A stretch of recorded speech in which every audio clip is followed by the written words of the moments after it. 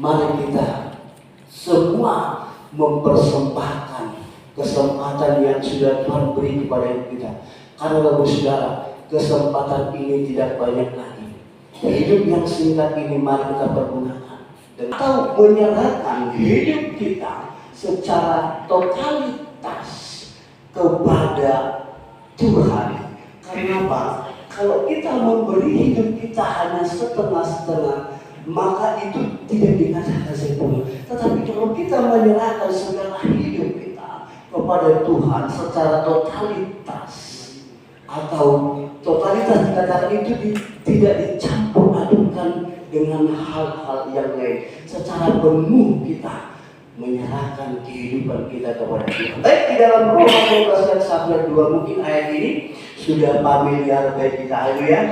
Roma 12 ayat 1 dan 2, 3, 2, 1. Karena itu saudara-saudara, jadi aku bisa supaya kamu mempersembahkan tubuhmu sebagai persembahan yang hidup, yang lurus dan yang berkenan kepada Allah. Itu adalah yang kami dua. Janganlah kamu menjadi serupa dengan dunia ini, tetapi berubahlah oleh pembaharuan tubuhmu, sehingga kamu dapat membedakan mana kehendak Allah, apa yang baik dan benar kepada Allah dan yang sempurna. Haleluya. Maka itu Tuhan katakan pada malam hari ini, bagaimana perubahan di dalam hidup kita.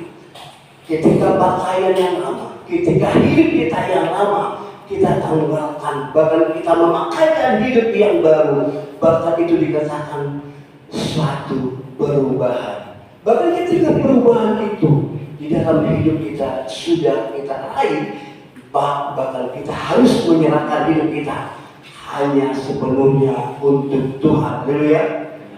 Kita harus menyerahkan sepenuhnya, bahwa Allah sumber dari segala sumber, itulah yang memampukan kita hingga pada malam hari ini. Haleluya. Allah yang sanggup melakukan segalanya dalam kehidupan kita. Karena itu bagus saudara,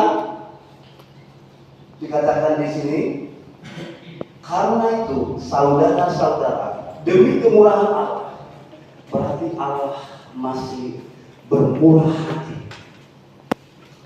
Pada saat itu Rasul Paulus dia melayani